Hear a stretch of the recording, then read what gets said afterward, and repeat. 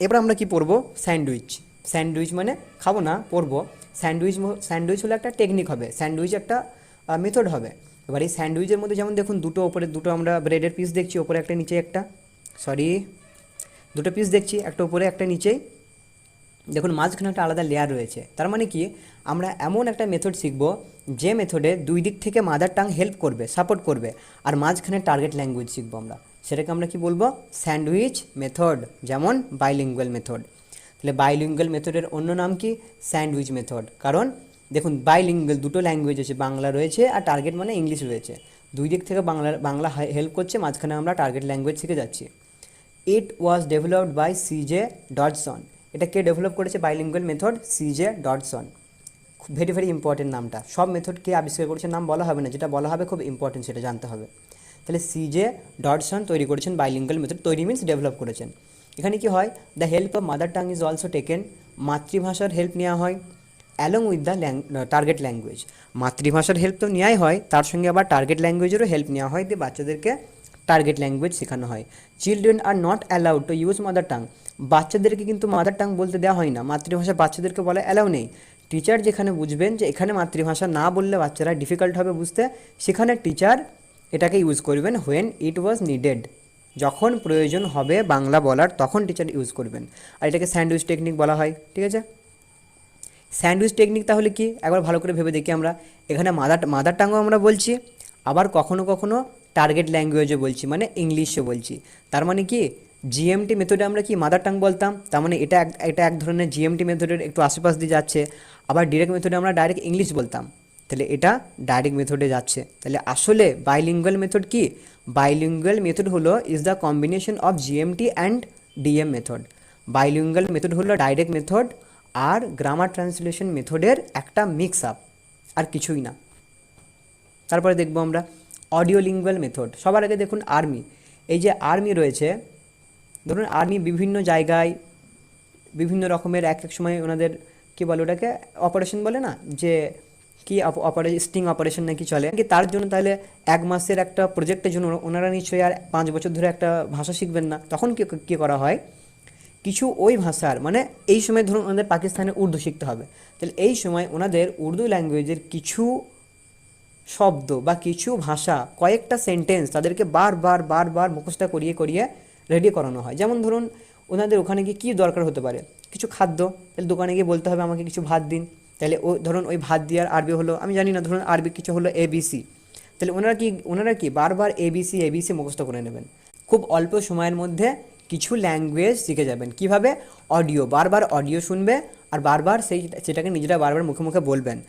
কিছু অল্প সময়ের মধ্যে বেশ কিছু ওয়ার্ড তারা শিখে যাবে, বেশ কিছু সেন্টেন্স তারা শিখে যাবে। এটা কি বলা হবে? Audio lingual. মানে কি, অডিও শিখবে, অডিও শুনবে, ল্যাঙ্গুয়েজ শিখবে। এটাকে আমরা আর্মি মেথড বলি। আসলে আর্মি মেথড বলে কিনা জানি না, তবে আর্মি দিয়ে রিলেট করা যায়, দ্যাটস ওয়াই আমরা এটাকে আর্মি বলি। এই প্যাটার্নে আমরা কী করি, প্র্যাকটিস আর ড্রিলের মাধ্যমে প্রডিউস করি লিমিটেড ল্যাঙ্গুয়েজ। মানে বারবার আর্মিদেরকে প্র্যাকটিস করাই, বারবার শোনাই, ড্রিল অ্যান্ড প্র্যাকটিস, বারবার বারবার প্র্যাকটিস করাই। আর কি করাই, এর মাধ্যমে লিমিটেড ল্যাঙ্গুয়েজ কিন্তু প্রডিউস হয়, মানে খুব অল্প। মানে একটা বাচ্চাকে শেখানোর জন্য কিন্তু এটা একটা ঠিক মেথড না, যে একটা বাচ্চাকে শেখাবেন, বাচ্চা কিন্তু 2-1 ওয়ার্ড শিখবে। আর্মিদের কিছুদিন থাকতে হয়, কয়েকটা ওয়ার্ড জানলেই বা কয়েকটা সেন্টেন্স জানলেই ওদের হয়ে যায় ওটা। ওই জন্য ড্রিল অ্যান্ড প্র্যাকটিস করিয়ে করিয়ে অডিও শুনিয়ে শুনিয়ে এটা করানো হয়। Their ability to express themselves is limited. যা বললাম, মাত্র 10-12টা বা 50-60টা ওরা সেন্টেন্স শিখে গিয়েছে, তাহলে লিমিটেড তো হবেই ওদের প্রকাশ করার ক্ষমতা। দে হ্যাভ প্র্যাকটিস, শুধু যেগুলো তারা প্র্যাকটিস করেছে সেইগুলোই তারা বলতে পারবে, এক্সট্রা তারা কিছুই বলতে পারবে না। এরপরে very very important CLT, communicative language teaching. Communicative language teaching মানে দেখুন এখানে টিচার বসে আছে, বাচ্চারা প্রশ্ন করে করে টিচারের মাথা গুলিয়ে দিচ্ছে। তার মানে কি, বাচ্চারা যখন কমিউনিকেট করবে, বেশি বেশি করে টিচারের সঙ্গে ইন্টারাকশন করবে, বেশি বেশি করে কথা বলবে, সেই মেথডটা কি বলা হবে? CLT, communicative language teaching. এটা কি একটা চাইল্ড সেন্টার, মানে বাচ্চাদের ওপরে ফোকাস করে এই নীতিটা বানানো হয়েছে, এই মেথডটাকে বানানো হয়েছে। ইট রিপ্লেসড স্ট্রাকচারাল অ্যাপ্রোচ। যে কোন মেথডটা স্ট্রাকচারাল অ্যাপ্রোচকে রিপ্লেস করেছে, কোন মেথডটা? এবার স্ট্রাকচারাল অ্যাপ্রোচ মানে কি? স্ট্রাকচারাল মানে হলো যেখানে শুধু টিচার সাবজেক্ট ভার্ব অবজেক্টের উপরে ফোকাস করবেন, মানে বাক্যের গঠনের উপর যেখানে ফোকাস করবেন, সেটাকে রিপ্লেস করেছে সিএলটি, চাইল্ড সেন্টার্ড যে এডুকেশনটা রয়েছে, নীতিটা রয়েছে, communicative language teaching CLT replace করেছে স্ট্রাকচারাল অ্যাপ্রোচকে। কি হয় সিএলটি মেথডে, মানে কমিউনিকেটিভ ল্যাঙ্গুয়েজ টিচিং মেথডে কমিউনিকেট করে, বলে, বাচ্চা মুখ দিয়ে বলে, কখন কখন বিভিন্ন সোসাইটিতে যে কোনো কনটেক্সটে, মানে বাচ্চাকে আপনি ধরে বাজারে নিয়ে গেলেন, তাহলে সে বাজারে গিয়ে কিছু বললো, বা স্কুলের মধ্যে এমন একটা সিচুয়েশন ক্রিয়েট করলেন, ধরুন 10টা 12টা ছেলেকে আলাদা আলাদা জায়গায় বসিয়ে দিয়ে বলা হলো কেউ আলু বিক্রি করছে, কেউ পটল বিক্রি করছে, তাহলে বাচ্চারা কী করবে, বিভিন্ন জায়গায় বিভিন্ন রকমভাবে কথা বলতে শিখবে। তাহলে সোসাইটির বিভিন্ন তারা ফান্ডা শিখে যাবে, বিভিন্ন কনটেক্সটের বিভিন্ন নতুন নতুন ওয়ার্ড শিখে যাবে, এইভাবেই হবে আর কি। তাহলে এর বাংলাতে কি বলবো আমরা, বন্ধুদের সঙ্গে একটা গ্রুপে বসে একসঙ্গে যে কোনো বিষয়ে আলোচনা করাটাকেই বলা হবে কমিউনিকেটিভ ল্যাঙ্গুয়েজ টিচিং। শুধু বন্ধুর সঙ্গে নয়, টিচারের সঙ্গে হতে পারে, বন্ধুর সঙ্গে, প্যারেন্টসের সঙ্গে, সবার সঙ্গে হতে পারে। Communicative language teaching replaced, basically একদম সরাসরি প্রশ্ন, সিএলটি কাকে রিপ্লেস করেছে, স্ট্রাকচারাল টিচিংকে বা স্ট্রাকচারাল অ্যাপ্রোচকে। স্ট্রাকচারাল অ্যাপ্রোচ মানে হলো টিচার কোন কোন জিনিসের উপরে ফোকাস করছে, শুধু বাচ্চাটা সাবজেক্ট ভার্ব অবজেক্ট ঠিকঠাক বলছে কিনা, শুধু সাবজেক্ট ভার্ব অবজেক্ট নয়, বাচ্চার স্ট্রাকচারটা ঠিকঠাক আছে কিনা, এটাই হয়ে গেল structural approach. Alternative to direct method, দেখা যাচ্ছে না আই থিঙ্ক, এটাকে অল্টারনেটিভ টু ডিরেক্ট মেথড, এটা হলো আবার ডিরেক্ট মেথডের অল্টারনেটিভ। মানে ডিরেক্ট মেথডে সরাসরি বাচ্চাদেরকে শিখিয়ে দিতাম, ডাইরেক্ট ইংলিশে কথা বলতো, মাদার টাঙের কোনো জায়গা ছিল না। স্ট্রাকচারাল অ্যাপ্রোচে কী হয়ে গেল, কথা বলতে পারুক না পারুক does not matter, matter is what, the matter is subject verb object, মানে স্ট্রাকচার ঠিকঠাক করতে পারছে কিনা। তাহলে a scientific selection and grading the structure pattern of sentence vocabulary, এটা হলো একটা সাইন্টিফিক মেথড। এটা একটা খাঁপিত, যে কিচ্ছু না বুঝে যে কাজ করছে তাকে সাবজেক্টের ঘরে বসিয়ে দাও, তারপরে ভাব, তারপরে অবজেক্ট, মানে এটা বুঝবে না বাচ্চা, শুধু মুখস্থ করে গেল। এরপর রয়েছে আমাদের সিচুয়েশনাল ল্যাঙ্গুয়েজ টিচিং, মানে সিচুয়েশন তৈরি করা। এসএলটি, আগেরটা ছিল সিএলটি কমিউনিকেটিভ ল্যাঙ্গুয়েজ টিচিং, এটা হয়ে যাবে এসএলটি। সিএলটি এসএলটি, সিএলটি কথা বলে বলে কমিউনিকেট করে করে, আর এসএলটি হয়ে গেল সিচুয়েশনাল, মানে এক একটা সিচুয়েশনে এক একটা ওয়ার্ড শেখা।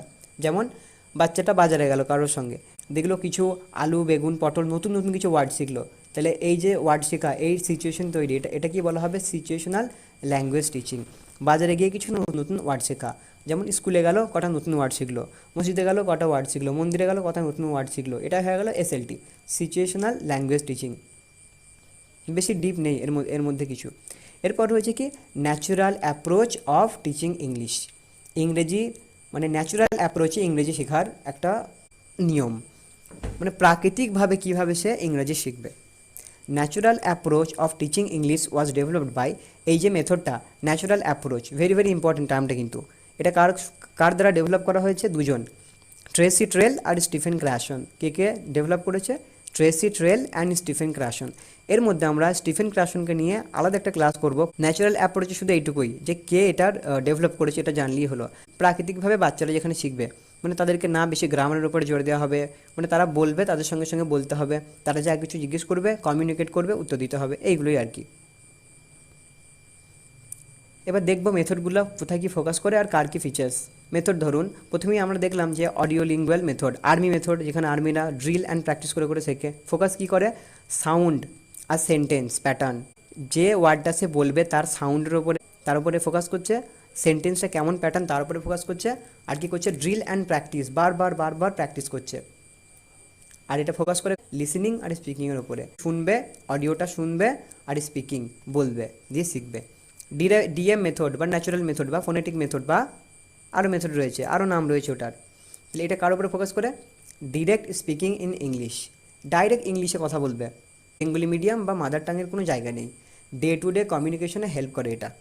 তারপর কি রয়েছে grammar translation methods, GMT method, written Literary text, একটা আপনার বইয়ে প্যারাগ্রাফ লেখা আছে, তার বাংলা মানেটা জানার জন্য শুধু হেল্প করে, আর কিছু এর ব্যবহার নেই।